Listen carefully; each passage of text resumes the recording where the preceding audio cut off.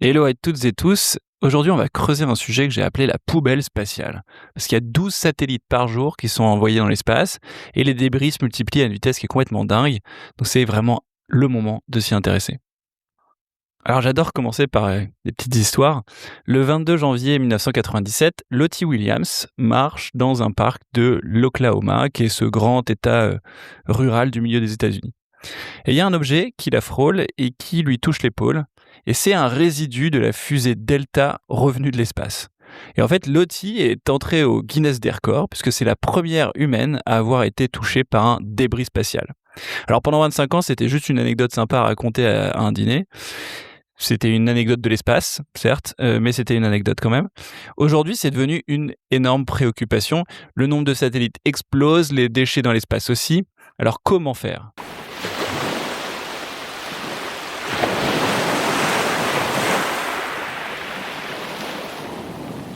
Alors, comme d'habitude, on va commencer par quelques chiffres. Dans les années 90, on lançait 140 satellites chaque année. C'était déjà pas mal. Uniquement en 2025, il y a 4526 satellites qui ont été lancés. C'est plus de 12 par jour et c'est un record absolu. Donc, la courbe a été très très raide entre 90 et 2025. Et maintenant, devine combien il y a de satellites Starlink. Tu sais, ces satellites qui sont lancés par SpaceX. Eh bien, il y en a 12 000. En 7 ans, ils ont mis en orbite plus de satellites que toute l'humanité pendant les 60 années précédentes. Il y a environ 14 000 satellites actifs actuellement en orbite, toutes entreprises confondues, et 12 000 de Starlink. Alors tous ces satellites ne servent pas qu'à écrire des newsletters du plongeoir, ils font aussi tourner nos petites vies sur Terre, évidemment. C'est le téléphone dont on se passerait plus, c'est les paiements par carte, c'est les prévisions d'ouragans qui sauvent des vies. Donc ces satellites sont très importants aujourd'hui sur Terre. Tout le paradoxe est là, plus cette infrastructure invisible devient vitale, plus on la sature et plus on la met en risque. Et parlons un peu de risque. Entre décembre 2024 et mai 2025, il y a eu 144 404 manœuvres d'évitement de collision réalisées uniquement par Starlink. Une manœuvre toutes les 2 minutes. Et ça, c'est uniquement le début. En fait, les satellites commencent à se frôler partout. Il y a 60 000 satellites qui sont en attente d'approbation auprès des régulateurs pour les années 2030. Et les demandeurs sont évidemment Starlink, 30 000 satellites à peu près demandés, mais aussi la Chine, qui prépare 2 constellations géantes de 28 000 satellites, mais aussi Amazon, avec ses satellites Kuiper, qui a envie de rattraper le retard, et puis l'Europe, évidemment, avec Iris, qui a envie d'accélérer. Alors évidemment, tout ça ne vient pas sans problème. Il y a 1 à 2 satellites Starlink tous les jours qui finissent leur vie et qui se consument dans l'atmosphère. Alors c'est la parade de SpaceX contre les débris. Ces satellites jetables en fait sont conçus pour brûler entièrement lors de leur entrée dans l'atmosphère. On pourrait se demander si voilà, 0 débris au sol, c'est 0 problème. Et on va creuser ça dans le détail. Alors j'ai creusé ce que pouvaient être les problèmes liés justement à cette explosion de satellites. Et en fait, il y en a 4 problèmes potentiels qu'il faut absolument éviter si on veut pas que le ciel nous tombe sur la tête. Le premier potentiel problème, c'est l'ozone. Alors on parle bien ici du risque de la couche d'ozone et non du groupe de musique Ozone qui a joué Dragostea Dintei, même si mettre ce son à une soirée te fait aussi prendre de très gros risques. Alors en 2023, des chercheurs de la NOAA, c'est l'agence météo et climat des États-Unis, ont fait voler un avion laboratoire dans la stratosphère. Et ce qu'ils ont découvert est complètement dingue. Entre 3 et 17%, ça fait une grosse fourchette tu vas me dire, mais c'est quand même beaucoup, des grosses particules d'acide sulfurique qui flottent là-haut contiennent déjà des métaux venus de nos satellites. Il y a de l'aluminium, du cuir, du lithium, du plomb. Et en fait, ce sont des métaux que la nature n'apporte évidemment pas à ces altitudes. Alors, c'est grave ou pas, ces poussières de métal là-haut? On peut se poser la question. La réponse est oui, parce que brûler, ça ne veut pas dire disparu.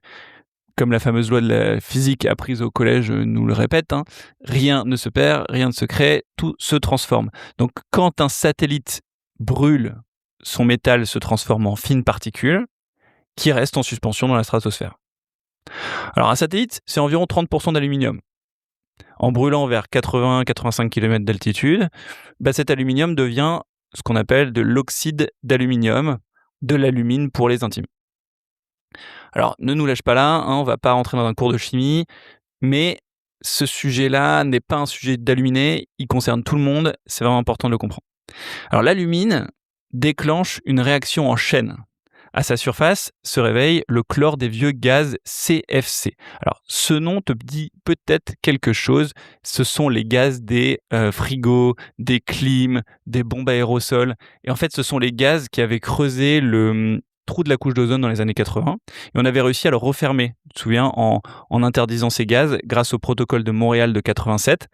C'était un des plus beaux succès écologiques de l'histoire, parce qu'il y a quand même 99% de ces gaz qui ont été éliminés et la couche d'ozone se reconstitue. Sauf que le chlore de ces vieux CFC, il est toujours là-haut. Il est simplement endormi.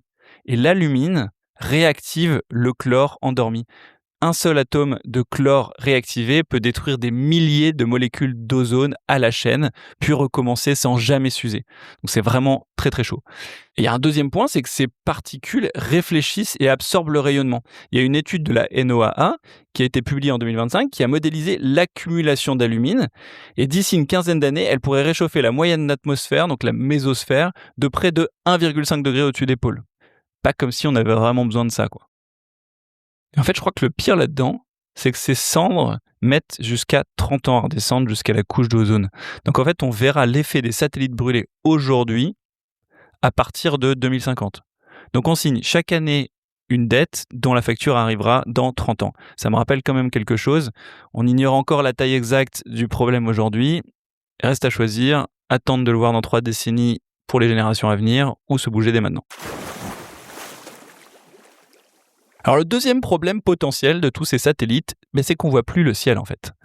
Les satellites communiquent, ça c'est logique, mais leur électronique crée des ondes radio qui parasitent les fréquences écoutées par les radiotélescopes.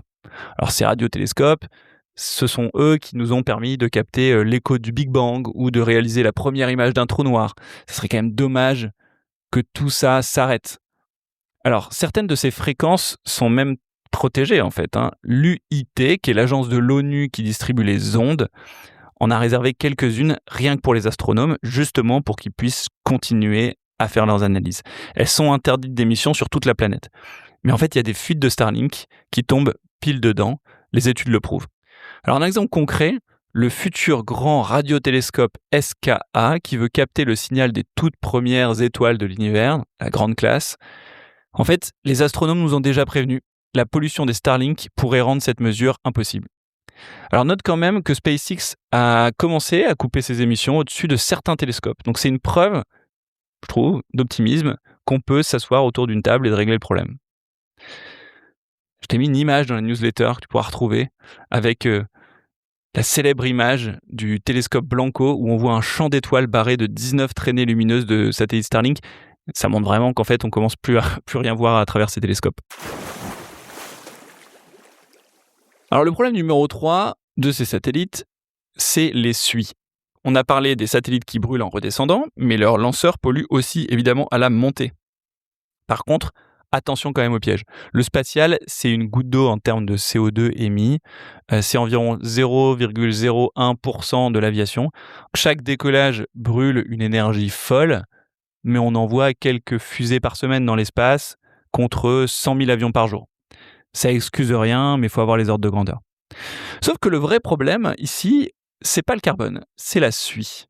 On n'en parle jamais sur Terre parce qu'en fait elle est lessivée par la pluie, mais une fusée la crache directement dans la haute atmosphère, là où il pleut jamais. Donc elle y reste des années, elle absorbe le soleil et elle réchauffe jusqu'à 500 fois plus qu'au sol à masse égale. Donc en fait, les fusées ne pèsent que 0,02% de la suie mondiale, mais elles pèsent déjà 6% de son effet réchauffant. Et le secteur pourrait en cracher en fait 870 tonnes par an d'ici 2029, autant que toutes les voitures du Royaume-Uni confondues. Voilà, donc la bonne nouvelle, c'est que l'ESA, l'Agence spatiale européenne, a commencé à tout mesurer avec des analyses de cycle de vie. Tu le verras au fur et à mesure de la newsletter, mais on est assez en avance sur l'impact du spatial en France. Alors le problème numéro 4 de ces satellites, c'est les collisions. Et quand tu entends ça, tu te poses peut-être la même question que moi. L'espace, c'est infini, non ? Sinon, ça ne s'appellerait pas l'espace. Donc, pourquoi il y a des collisions ? En fait, tout le monde se bat pour la même bande d'altitude. Plus un satellite est bas, moins son lancement coûte cher, évidemment, et puis mieux il transmet. sur Terre. Résultat, tout le monde veut la même zone autour de 550 km. Mais en fait, elle n'est pas extensible. Les satellites actifs doivent s'éviter les uns les autres. C'est logique, sauf que les chiffres donnent le vertige. Souviens-toi, 144 404 manœuvres d'évitement en 6 mois pour les Starlink, une toutes les 2 minutes. Le problème mathématique à comprendre, c'est que le frôlement entre satellites n'augmente pas comme le nombre de satellites, il augmente comme son carré. Tu doubles le nombre de satellites, tu quadruples le nombre de quasi-collisions. Et en fait, il faut imaginer que quand on passera des 14 000 actuels aux 60 000, voire 100 000 satellites annoncés, ça va devenir très très compliqué. Alors si on se parle que de technologie, on peut toujours imaginer qu'on trouvera un moyen d'éviter automatiquement avec de l'IA, etc. Mais tout ça va être réparti entre des opérateurs qui sont complètement rivaux et qui n'aiment pas se parler. On se parle quand même de constellations de satellites, par exemple de SpaceX et de constellations chinoises. Alors il y a un exemple du bazar actuel. En décembre 2025, il y a un engin largué par une fusée chinoise qui est passé à 200 mètres d'un Starlink sans aucune coordination. Quelques semaines plus tard, SpaceX annonçait abaisser 4400 de ses satellites, en tout cas un tiers de ses satellites, de 550 à 480 km. Ils réagissent comme ça, c'est vraiment le Far West. En plus, il n'y a aucun code de la route. Aujourd'hui, quand 2 satellites risquent de se percuter, ça se gère au cas par cas. Demain, chacun va mettre en place des méthodes automatisées pour esquiver, mais du coup, chaque esquive va brouiller le calcul des autres, qui ne saura pas comment elle va réagir. Et puis, il faut ajouter encore un paramètre, qui est que un satellite en panne ne peut plus esquiver. Donc, sur les premières générations de Starlink, il y en a 3 à 5% qui devenaient incontrôlables. Aujourd'hui, c'est beaucoup moins. Mais à un moment, le rapport 2025 de l'Agence spatiale européenne est super clair. Autour de 550 km, il y a déjà le même ordre de grandeur de débris que de satellites actifs. Donc, le « on contrôle tout » aurait peut-être des limites. Bon, après tout, par contre, on pourrait se demander, est-ce si grave si un satellite se fait percuter de temps en temps ? Après tout, il n'y a pas d'humain dedans. Mais oui, parce que les collisions potentielles peuvent créer des débris qui provoquent d'autres collisions et d'autres collisions et d'autres collisions, et on comprend vite la réaction en chaîne. Et comme si ça ne suffisait pas, il y a certains débris qui sont créés volontairement en plus. Parce que la tendance est à la militarisation. Les États-Unis ont créé une force spatiale en 2019, l'Europe monte son bouclier spatial en 2026. Donc en fait, l'orbite devient un terrain stratégique. Et pour tester leurs armes anti-satellites, la Chine en 2007, l'Inde en 2019 ou la Russie en 2021 ont pulvérisé leurs propres satellites en orbite. Le test russe a même forcé les astronautes de l'ISS à s'abriter quand même.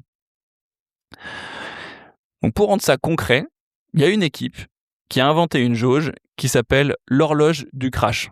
Elle mesure le temps qui resterait avant une collision catastrophique, une espèce de réaction en chaîne qui détruirait tout. Et elle le mesure si on arrêtait toutes les manœuvres d'évitement d'un seul coup. Alors en 2018, avant les méga-constellations, il y avait 164 jours de marge, si on arrêtait toutes les manœuvres d'évitement. Aujourd'hui, c'est 5,5 jours. Ça ne veut pas dire la catastrophe est dans 5 jours, mais ça montre que notre filet de sécurité se réduit au fur et à mesure. On grignote une marge de sécurité commune sans jamais penser à la recharger, et si un problème se déclenche, on va finir par devoir faire réagir le monde entier en quelques heures. Alors, quelle serait la conséquence concrète d'un crash ? En fait, ça serait super simple. Les tranches d'altitude les plus utiles de l'espace, donc on parlait de 550 km à peu près, elles pourraient devenir complètement inutilisables pour des décennies. Alors, ça ne serait pas un problème pour ton GPS, contrairement à ce qu'on peut penser. Les GPS se baladent très haut, à autour de 20 000 km. Mais ce qui exploserait en premier, c'est l'Internet par satellite, c'est le paiement par carte, c'est tout ce qu'on utilise au quotidien.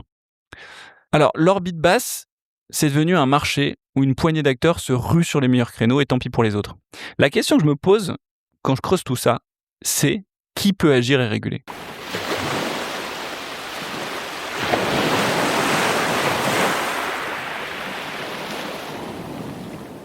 Alors à qui appartient l'espace ? C'est vraiment le sujet à creuser. Alors déjà, il y a un traité de l'espace de 1967 qui dit « L'exploration et l'utilisation de l'espace sont l'apanage de l'humanité tout entière ».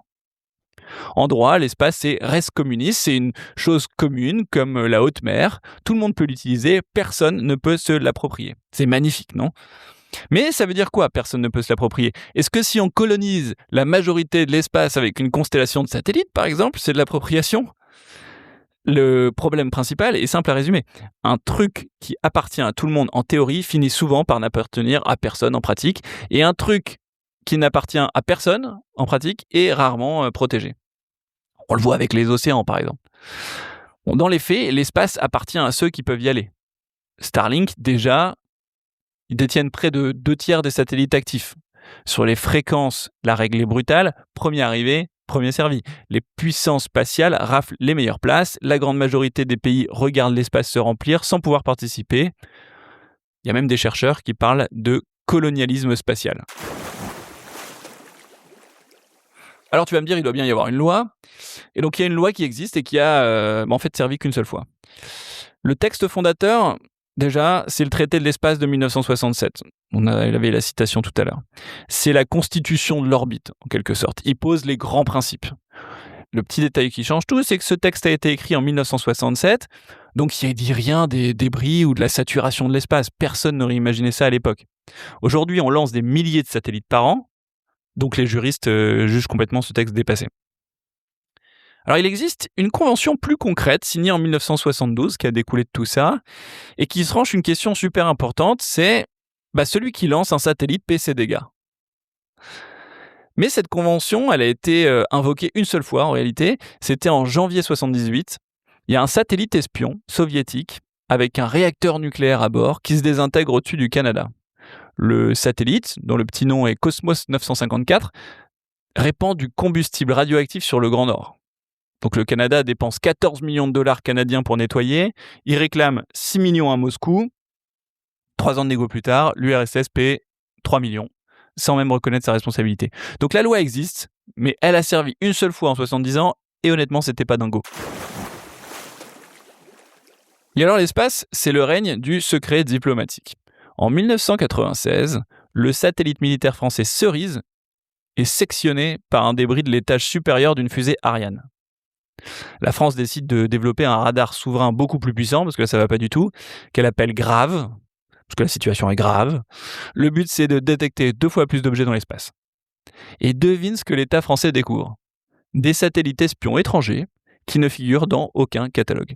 Alors la France s'en sert comme un levier de négociation en fait. En 2007, elle fait planer la menace de révéler ses satellites espions étrangers pour obtenir en retour la discrétion de ses propres satellites militaires. Donc on comprend bien que l'espace, ça se règle aujourd'hui beaucoup plus par des radars et des arrangements entre les puissances que par le droit. Bon, et puis surtout, les amendes sont minuscules. Alors, il y a une anecdote, la toute première amende de l'histoire pour un déchet spatial date d'octobre 2023. L'opérateur Dish, qui est un des plus gros diffuseurs américains de télévision par satellite, avait abandonné un vieux satellite. Il a reçu une amende de 150 000 $. Alors, pour un satellite qui a généré 20 ans de revenus, c'est du pipi de chat. Mais reste une question fondamentale. On parle d'amende, mais qui décide d'en envoyer ? Alors, il existe bien une agence de l'ONU pour gérer les satellites, l'UIT, l'Union internationale des télécommunications. On en a parlé plus tôt. C'est elle qui protège les fréquences des radiotélescopes, tu te souviens. Son métier, c'est de répartir les ondes entre les pays, sur Terre comme en orbite. C'est même la doyenne des organisations internationales, puisque, pour info, elle est née en 1865 pour le télégraphe. Sauf que son mandat s'arrête aux ondes, en fait. Donc elle s'occupe ni des collisions, ni des débris, ni des satellites abandonnés. Donc l'amende de Dish, c'était une carcasse mal désorbitée, pas un problème de fréquence. Donc c'est pas cette agence de l'ONU qui l'a donnée, mais alors qui l'a donnée ? Et c'est là que ça devient fascinant. L'article 6 du traité de 67 dit que chaque État est responsable de ses entreprises. Et comme tu l'as compris, la grande majorité aujourd'hui des satellites sont américains. Et côté américain, ils ont désigné la FCC, la Federal Communication Commission, qui tamponne les dossiers. Alors, le métier d'origine de cette FCC, c'est d'attribuer des fréquences radio aux USA. C'est l'équivalent de notre ARCEP et ANFR réunis en France. L'ARCEP, ça régule les télécoms, la ANFR coordonne les fréquences. Donc bref, la FCC qui a envoyé l'amende à Dish, c'est normal, puisque c'est un satellite américain. Et puis il y a une certaine logique, finalement, que ce soit la FCC aux États-Unis qui régule pour les États-Unis, puisqu'un satellite a besoin de fréquences pour émettre, et c'est par l'apport de la FCC aux USA que ça se passe. Bon. Sauf qu'au final, on se retrouve quand même, il faut réfléchir un peu à ça, avec une agence américaine, pensée pour la radio et la télé, globalement, qui délivre les permis de la très grande majorité de l'infrastructure spatiale, puisque la FCC est devenue le régulateur mondial de fait, comme la plupart des satellites sont américains. Pas parce qu'on leur a confié le ciel, hein, mais juste parce que c'est les plus grands opérateurs du monde et que SpaceX est américain, avec Starlink qui est américain. Et si demain la Chine devient le premier et qui déploie 30 000 satellites, ça sera pareil dans l'autre sens. Et alors on est où la France dans tout ça ? La France a sa propre loi depuis 2008 qui s'appelle la loi relative aux opérations spatiales, la LOS pour les intimes. Et le principe c'est simple, c'est que toute entreprise française qui veut lancer ou piloter un satellite doit obtenir une autorisation de l'État. C'est le CNES qui épluche le dossier technique. Et alors cette loi, elle est très très avant-gardiste sur l'impact et sur la fin de vie des satellites. C'est hyper intéressant. Le CNES vérifie notamment que le satellite a un plan crédible pour quitter son orbite en fin de vie. La France a même été le premier pays au monde à rendre ces règles anti-débris obligatoires. Et depuis juillet 2024, elle impose aussi aux constellations de limiter leur luminosité pour ne pas rayer les images des télescopes. Donc, super loi, très avant-gardiste pour protéger l'espace. Sauf que cette loi ne s'applique qu'aux opérateurs français. Souviens-toi de l'article 6, chaque État ne régule que ses propres boîtes. Donc en parallèle, aux États-Unis, on ne fait pas tout ça. Donc pour conclure sur tout ça, c'est un peu la tragédie des communs. Il n'y a aucune instance pour trancher si deux pays ne sont pas d'accord. Alors repensons un peu aux quasi-collisions. Qui décide de se décaler ? Au CNES, une équipe surveille ces rapprochements en temps réel, mais son pouvoir s'arrête vite. J'ai retrouvé un article où Morgan Jouis, qui est ingénieur surveillance de l'espace au CNES, dit « Les alertes sont activées dès qu'il y a 0,05% de risque qu'une collision survienne. Il nous faut appeler les opérateurs des satellites pour leur conseiller d'effectuer des manœuvres pour éviter la collision. » Tu as bien entendu, conseiller. Personne ne peut ordonner, sauf que manœuvrer, ça coûte cher. Alors quand personne n'a le dernier mot, chacun espère que ce sera l'autre qui agira, quoi. Alors ça commence quand même à bouger. Il y a le European Union Space Act qui a été proposé en juin 2025, qui est en pleine négo. Et l'objectif, c'est un accord mondial d'ici fin 2026. Évidemment, les États-Unis poussent en sens inverse. Donc parions pas sur une entrée en vigueur avant 2027-2028. Mais bon, il y a quoi dans ce projet européen ? Il y a l'obligation de désorbitation en fin de vie. Il y a des normes renforcées pour les constellations. Et le petit twist, c'est que ça s'appliquera à tout opérateur qui veut vendre sur le marché européen, y compris américain. Donc c'est pas mal ce projet, et l'inspiration, elle s'inspire largement de la loi française. La France a joué les précurseurs et elle pousse pour que son niveau d'exigence devienne celui de tout le continent. Je trouve ça intéressant parce qu'on est vraiment sur un cas où la France, en nombre de satellites, représente très peu, mais elle a fait sa propre loi avec un impact vraiment protégé, et finalement l'Europe s'en inspire. Et finalement, l'Europe va potentiellement faire bouger un peu les États-Unis. D'ailleurs, les États-Unis commencent aussi à bouger. La FCC commence à serrer la vis. Depuis fin septembre 2024, tout nouveau satellite autorisé doit être désorbité dans les 5 ans après sa mission, contre 25 auparavant. Alors la règle n'est pas rétroactive, donc il y a beaucoup de satellites plus anciens qui ont passé cette obligation, mais quand même. Voilà, donc il y aura probablement un jour un traité, il y aura probablement une instance pour réguler tout ça. En attendant, est-ce qu'il y a des entrepreneurs qui se bougent ? Et c'est ça qui est intéressant à creuser.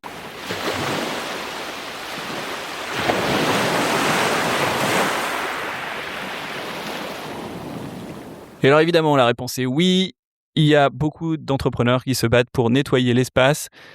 C'est hyper intéressant à suivre.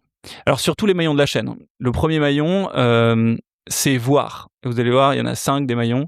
Le premier maillon, c'est voir. En fait, impossible de gérer 14 000 satellites sans savoir où ils sont à 10 cm près en temps réel. Et aujourd'hui, l'essentiel de cette donnée, ça vient des radars militaires américains. Donc l'Europe doit avoir ses propres lunettes. Et il y a des boîtes qui font ça. Il y a une boîte qui s'appelle Lookup, par exemple, à Toulouse, qui a créé un réseau de radars souverains qui prédit les collisions, qui se développe super bien. Et il y a une boîte qui s'appelle Aldoria à Paris, qui joue le même jeu avec des télescopes optiques pour détecter ça. Le deuxième maillon de cette chaîne, c'est de créer des satellites éco-conçus. Parce que les satellites doivent être conçus pour mourir proprement. Alors, il y a des initiatives qui émergent pour les faire redescendre et brûler en fin de vie plutôt que les laisser en épave là-haut. Souviens-toi, il y a autant de débris que de satellites déjà, donc c'est très dangereux. Ça peut créer beaucoup de problèmes. Il faut désencombrer l'orbite. Donc ça mérite d'être salué, d'être capable de finalement refaire redescendre les satellites pour les faire brûler. mais il faut un petit mot d'honnêteté quand même. Désorbiter, c'est faire brûler, et renvoyer du métal dans la haute atmosphère, exactement le problème qu'on critiquait plus haut, et qui réchauffe l'atmosphère. Enfin bref, tout le paradoxe de ce sujet, il vaut mieux brûler que créer des débris, mais ça n'est pas suffisant évidemment, et ça réchauffe la planète. Alors, dans ces boîtes quand même, donc il y a Ascens Beyond Space, qui est une boîte de Haute-Savoie, et c'est une jeune équipe qui fabrique des kits de fin de vie. En fait, ils ont des propulseurs qui fonctionnent à l'eau. Globalement, ça chauffe comme une bouilloire, la vapeur s'échappe, elle freine le satellite, et cette poussée qui freine le satellite le fait redescendre vers l'atmosphère où il se consume. Il y a une boîte qui s'appelle Thrust Me aussi, en région parisienne, et ils vendent pas des satellites eux, mais ils vendent des moteurs pour les équiper. Et leur première mondiale, qui a été publiée dans Nature, c'est une propulsion à l'iode. Donc le résultat, c'est qu'un petit satellite peut enfin s'offrir un moteur, donc esquiver une collision, et donc se désorbiter en fin de vie. Et la bonne nouvelle pour eux, c'est qu'ils ont des clients privés qui payent, ils ont déjà 100 systèmes qui ont été déjà lancés. Et puis tu as aussi une boîte qui s'appelle ExoTrail, qui est née à Polytechnique et qui fabrique surtout un remorqueur, le Space Van. Donc là, l'objectif, c'est de déposer un satellite à la bonne orbite. Donc ça peut aussi être le moyen de déposer un satellite dans l'atmosphère pour qu'il se consume. Alors le troisième maillon de la chaîne, sur 5, c'est évidemment mieux esquiver, puisqu'un satellite se déplace à 28 000 km/h. Il faut éviter les collisions, c'est un métier. Et il y a des logiciels qui croisent les trajectoires et qui négocient les manœuvres. Alors il y a une boîte qui s'appelle Neuraspace au Portugal, qui est une plateforme qui s'appuie sur l'intelligence artificielle pour prédire les risques de collision, suggérer la bonne manœuvre, jusqu'à 5 jours en avance. Donc l'idée, c'est de décider 100 fois plus vite qu'à la main, évidemment. Donc cette boîte surveille déjà plus de 300 satellites, elle est soutenue par l'ESA, c'est une très belle boîte. Donc là, j'ai une boîte dont je ne sais pas lire le nom, qui s'appelle Okapi Orbits, qui est près de Berlin, qui crée un logiciel qui gère tout le cycle de vie d'une mission, du prélancement à la désorbitation, en passant par l'évitement de collision, la coordination entre les satellites actifs. Ils ont levé 13 millions début 2025, et l'ESA est cliente, mais aussi apparemment SpaceX, Amazon.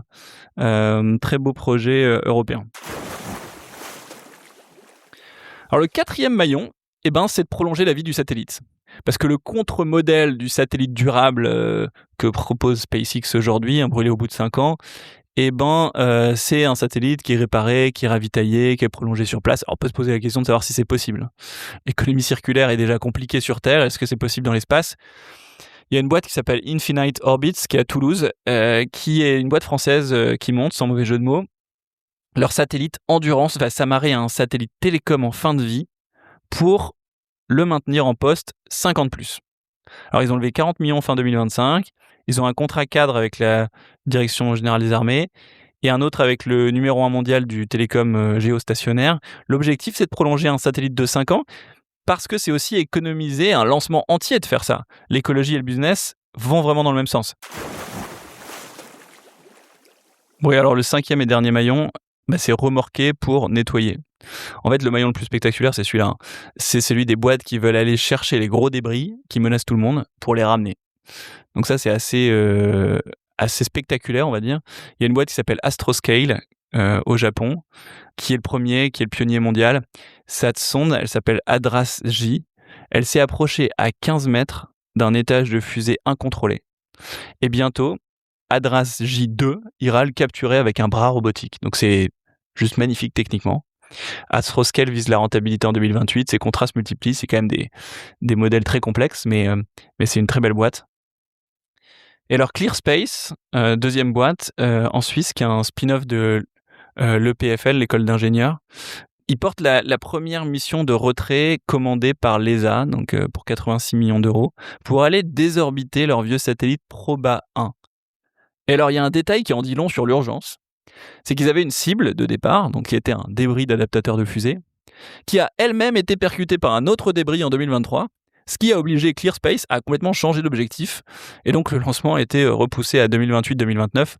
Voilà, très compliqué de supprimer des débris quand ils peuvent eux-mêmes se faire percuter. Alors, attention, parce que sur ce maillon, le client privé, en fait, existe quasiment pas, de retirer des débris. Qui paierait de sa poche pour retirer un débris ? Donc c'est un peu la tragédie des communs, c'est que tout repose sur l'argent public. Et alors, on peut se poser la question pour terminer cette newsletter de qu'est-ce qu'on peut faire de tout ça. Alors, déjà, soyons honnêtes, j'ai creusé les parcours des fondateurs de toutes ces boîtes, Super Héros Polytechnique, EPFL, CNES, et puis après des gens qui ont bossé au CNES, à la NASA, chez SpaceX. En fait, c'est pas des projets évidemment qui s'improvisent. Mais il y a des exceptions, typiquement Nobu Okada, le fondateur d'Astroscale, cette boîte incroyable géant japonais qui vient avec un bras robotique potentiellement retirer des débris de l'espace. Il a une licence d'agriculture de l'université de Tokyo, par exemple. Donc c'est quand même possible. Mais regarde la chaîne de valeur surtout, je trouve ça intéressant. Le trafic orbital, c'est du logiciel. La conformité, c'est du droit, de l'audit, de l'assurance, c'est de la finance. La donnée dans l'espace, elle a besoin d'autant de commerciaux que d'ingénieurs radar. Donc en fait, le spatial durable, ça va devenir une industrie complète au fur et à mesure, qui dépasse la technique, avec les mêmes besoins que toutes les autres industries. Vendre, assurer, financer, réguler, etc. Donc je pense que si ça t'intéresse, c'est vraiment un sujet à creuser. Et la France, en fait, est incroyablement bien placée sur ce sujet. Toulouse, c'est une capitale mondiale du secteur. Ils ont leur accélérateur dédié qui s'appelle Space Founders, qui est porté par le CNES, avec une 50aine de startups qui ont levé 160 millions depuis 2021. Donc voilà, si l'envie te prend, il y a des dispositifs qui existent pour se lancer. Il y a le Space Ticket qui ouvre 50 000 à 250 000 euros pour les startups du spatial. Il y a aussi des fonds, etc., que je décris dans la newsletter. Voilà, et puis enfin, si tu veux plonger dans cet univers en t'amusant, il y a un manga qui est intéressant, qui s'appelle Planète. Et il est intéressant pourquoi ? Parce qu'il suit des éboueurs de l'espace chargés de ramasser les débris en orbite et qu'il a été écrit, il y a 20 ans. Donc on peut dire que c'est visionnaire.